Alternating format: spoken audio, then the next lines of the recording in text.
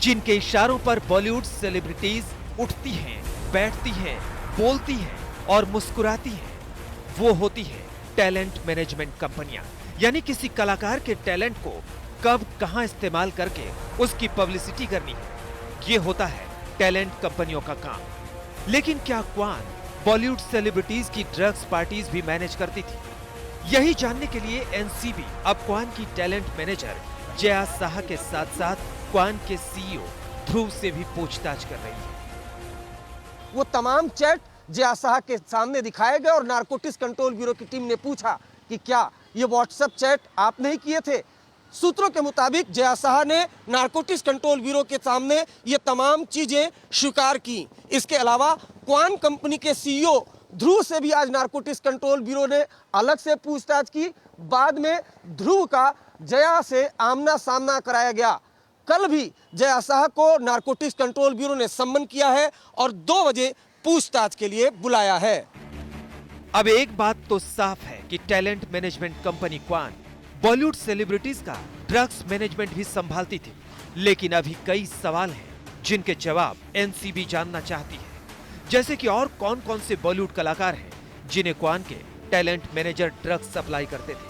क्या जया साहा और करिश्मा की तरह कंपनी के सारे टैलेंट मैनेजर ड्रग्स सप्लाई में शामिल हैं?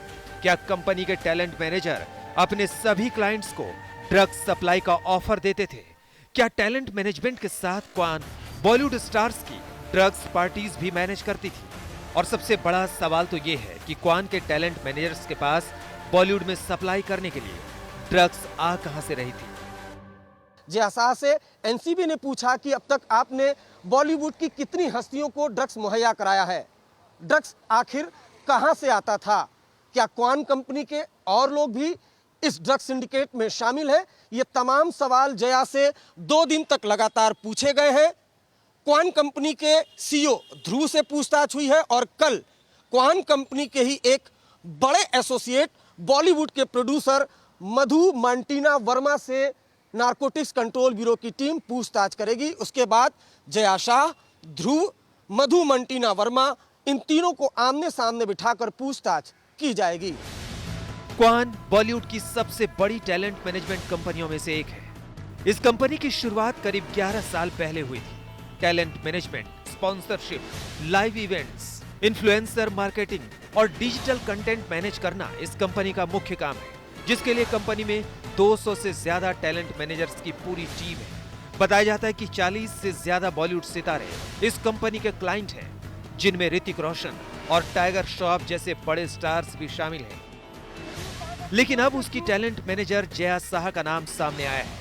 उसके बाद क्वान पर एनसीबी का शिकंजा कसता जा रहा है।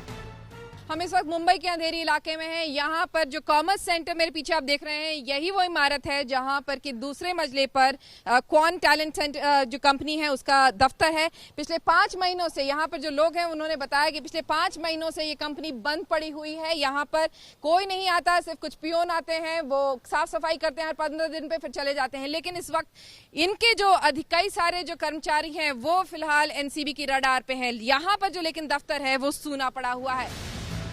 जिस तरह से अब सुशांत की मौत का केस बॉलीवुड में ड्रग्स के खेल तक जा पहुंचा है, उससे अब आगे कई और बड़े खुलासे होना तो तय है, क्योंकि ए लिस्टेड कला